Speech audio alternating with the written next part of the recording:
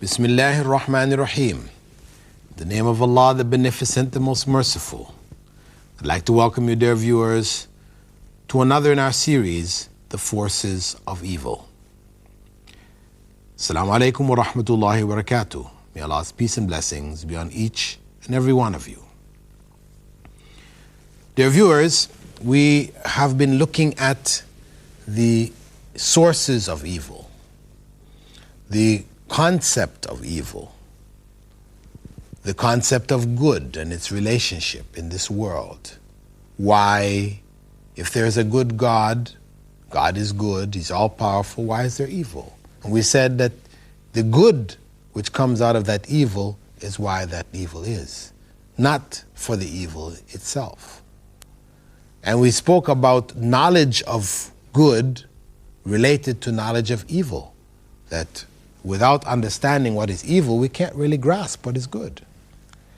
And we spoke about the benefits which came from the evil in creating Satan. Disobedience of Adam producing a greater good, the repentance and the forgiveness of God. And throughout human life, we find God's attributes of mercy and grace and wisdom and justice, etc., manifest through our acts of good produced by evil elements and things, calamities, etc., etc. Then we started to look at the battle, the battleground, the earth, this world, and the elements, Satan and satanic forces, the evil amongst the jinn. Where did Satan come from? He was from the jinn, the world of the jinn, a world parallel to ours with beings invisible to us for the most part, but who have choices like we do, choices between good and evil. Those who choose good are believers, like those who choose good amongst us. Those who choose evil are disbelievers, like those who choose evil amongst us. And the same kind of desires that you find amongst people in this world, where those who are evil, they like to bring around themselves those who are evil. They can't appreciate those who are good. They look at them as being, a waste of time. They look at them as being fools, etc., etc. You find in the evil, the world of the jinn, the same elements are there. And they're not satisfied until everybody thinks the way they think and live lives the way they live their lives. Then we talked about the methods, the methodology of the forces of evil in drawing the forces of good into evil, trying to draw human beings into the evil way. The first method we looked at was that of creating doubts. And the first and greatest doubt we spoke about was the doubt created with regards to the Creator Himself, when Satan gets people to deny God's existence because of their doubts, whether it's the doubt about where evil came from, or it is science's ability to explain certain phenomena, so we don't need to use God anymore. We just said everything is by evolution. Though if a person were to go and look at evolution seriously, they would have to conclude that evolution does not explain why we're here. It cannot. It cannot explain it. The Big Bang, as we said, we gave the example, if one were to drop a bomb in a junkyard, it's not going to produce a car. Just as the Big Bang explosion of matter is not going to produce the earth and life. We spoke about the denial of God's existence, as Satan would come to us and ask us, who created Allah? Since Allah created the heavens, He created the earth, then who created Allah? These are the ways in which doubts may arise in our minds. And children would come and ask us that. For ourselves, we have to put that out of our minds and carry on. But when a child comes and asks us, well, who created Allah? We need to answer them. We need to give them an answer. Nobody created Allah. Allah is the creator. If somebody created Allah, then it means Allah needs a creator. The one who created Allah is the creator. So we give them some, answer of that nature. The second way in which the satanic forces create doubts amongst us, after creating doubts about God's existence in and of itself, is doubts about God's uniqueness, that He is the only one to whom we should pray, we should worship, etc. Prophet Muhammad ﷺ explained to us that the beginning of idolatry, and what is idolatry? Where we've found some other gods, some representatives of God, or put God in human form, whatever, and we worship these idols, believing in them one way or another. Where did this come from? It came in the time of Prophet Nuh. There were some righteous people whose names were Wad, Su'a, Yaghuth, Ya'uq, and Nasr. When these righteous people died, Satan came amongst the people and suggested to them that if they were to make images of these righteous people and placed it in the places where they used to gather, in their homes and where their graves or whatever, that it would remind the people of these righteous people and remind them of the righteousness of these people and then cause them to do righteousness. So the people agreed to do this. And they went and made statues and pictures of these righteous people. And in their generation, whenever they would come across these statues, whenever they went to their gatherings, the places of gathering where the righteous people used to sit, and they saw the statue or they saw the picture, then it would remind them of some good, and then they would go and do some good. However, generations later, after these people died out, Satan then came back to the later generations and said to them, hey, you know, your foreparents, they used to worship these statues and pictures. And it was through their worship of these statues and pictures that the rain came in huge quantities, that the land bore fruit, cultivation, etc., etc. And the people began to worship these statues and idols. There's the doubt. Well, where did the rain come from, really? It was from this, creating that doubt in the minds of the people. And of course, when we look at issues like in the case of Prophet Moses, when he went to receive the Torah and he left behind his people with Harun. And what happened there when a Samiri, one of the followers of Moses, who got the people to gather up all their gold, jewelry and that, and he melted it down in a container, and he took up some dust, which he said was dust from this footprint of an angel, and he threw it into the mixed it up and poured it out, and he made a calf. When he made this calf and the people stood around it, and he told the people, well, this is actually the God which Prophet Moses has gone to worship. And Harun was saying there, no, this is not the case. He's saying, no, this is the God of Moses. Worship it. The people did not start to worship that calf until the calf said, moo. The calf mooed. They heard it make the sound of a normal living being, a normal living cow or calf. At that point, they fell down in worship. What happened here, of course, was that the satanic forces, either Satan himself or evil amongst the jinn, possessed that golden calf and made the sound. And as a result of that, the people thought somehow that this thing was alive, and they began to worship it. Again, doubts that others could be worshipped besides God, confirming in ignorance in the minds of people. And we find this phenomena happening around the world. You find, for example, a few years back, where Hindus who had taken the god Ganesh as their favorite god, he was god of good luck or whatever, worshipping him, part of their worship is to pour milk over the head of the idol. Ganesh is the elephant head god. He's got a human body and the head of an elephant.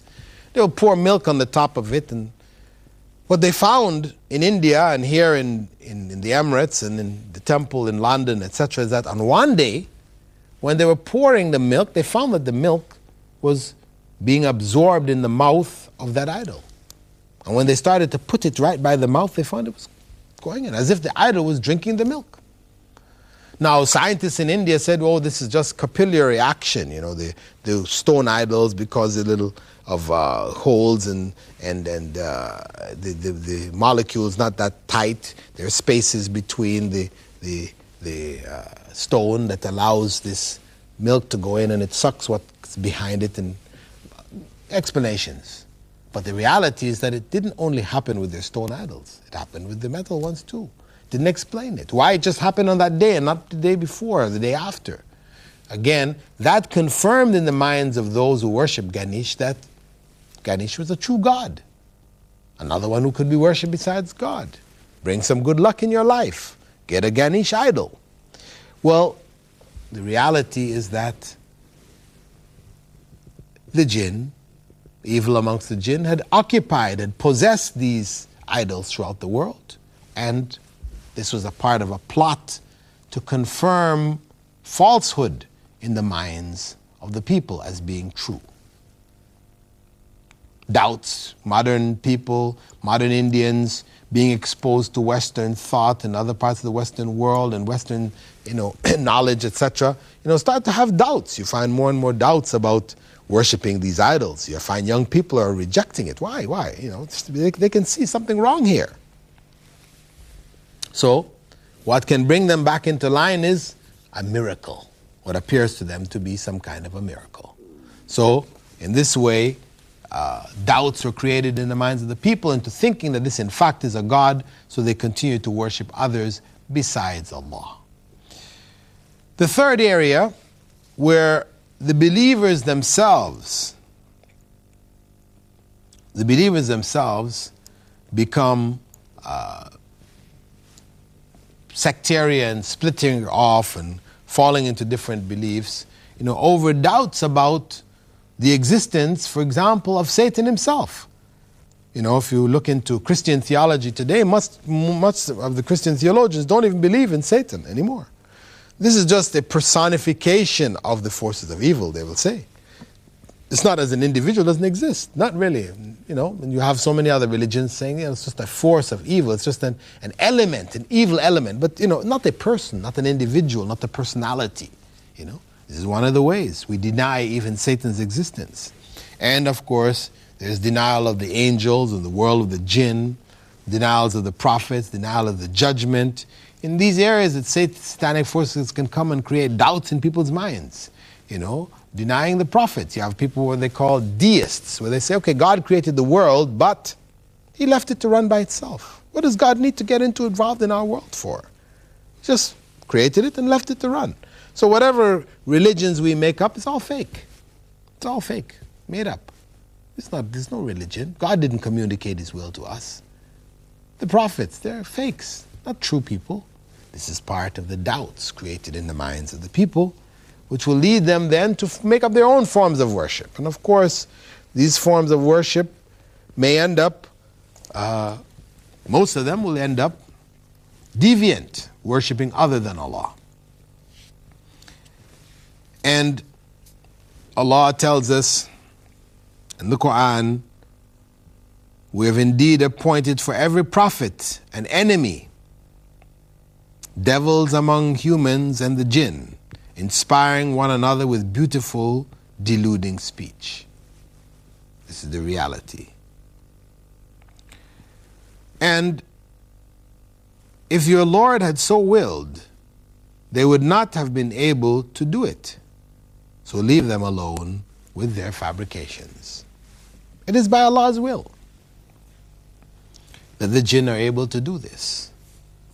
Allah willed it because there's a certain element of good to come from it which is much greater. But the fact is that it exists in our world. Pillars of faith, you find even Muslims questioning the belief in the angels. Why?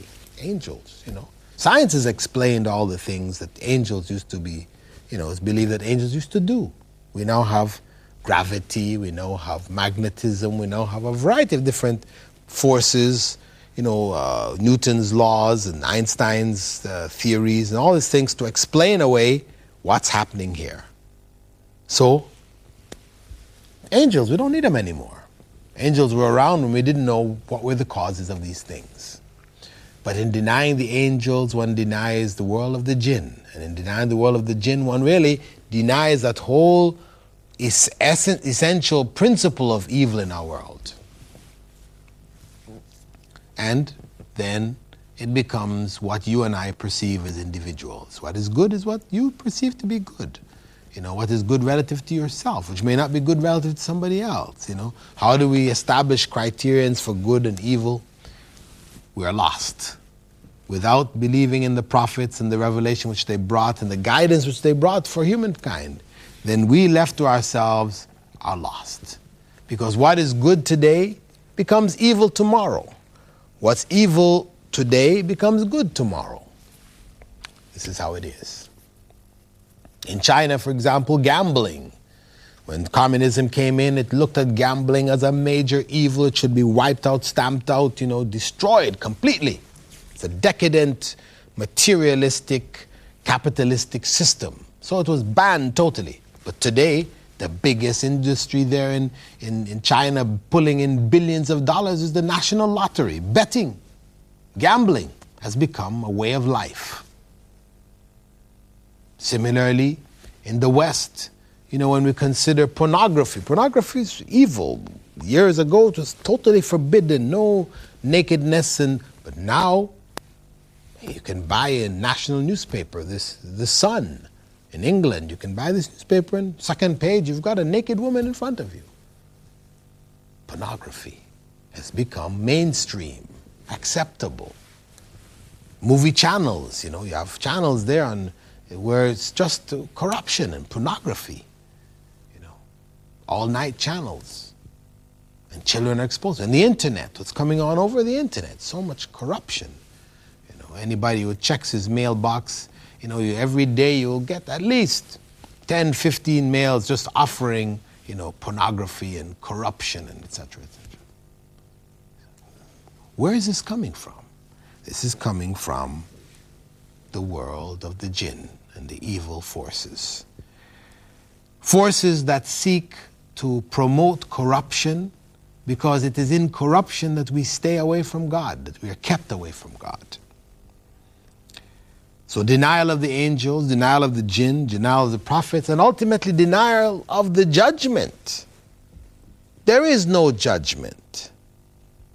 This opens the door wide for corruption. Because if there is no judgment, this life is all there is, well, this is what Darwin's theory is saying, this all life is all there is. We're animals just like the apes and the monkeys, etc. So we just make the best of it, you know. Back to the law of the jungle, strongest survive, you know. Survival of the fittest, or however you put it, you know. No morality. Morality is whatever is good for us is good, whatever is good for the majority of us is good, whatever is not, you know. Corruption. No judgment. But no, there is a judgment. And it is because of that judgment that we should seek to do good. That we are accountable for our actions. What we do in this life, we will meet. Let us not delude ourselves into thinking that we can do any evil and not meet it again. That is the biggest delusion that we can ever fall into. With that, dear viewers, I'd like to thank you for being with us in this segment. We've looked at some of the weapons, some of the strategies of the satanic forces, the evil forces in our lives, to swerve us from the path of righteousness and goodness, creating doubts, tashkik. There are a few more that we'll be looking at in order to complete this subject before going to the next area. In our coming segment, we'll start to look at more specific areas of our worship, especially the Muslims in our worship, where satanic forces can come and make worship a problem for us so as to cause us to give it up. With that, dear viewers, I'd like to thank you for being with us in this segment of our program, The Forces of Evil. And we hope that you'll continue to be with us in our coming segments and find out how to combat these forces, after knowing them, understanding how they operate, etc., finding out how do we combat them. Assalamu alaikum wa rahmatullahi wa barakatuh.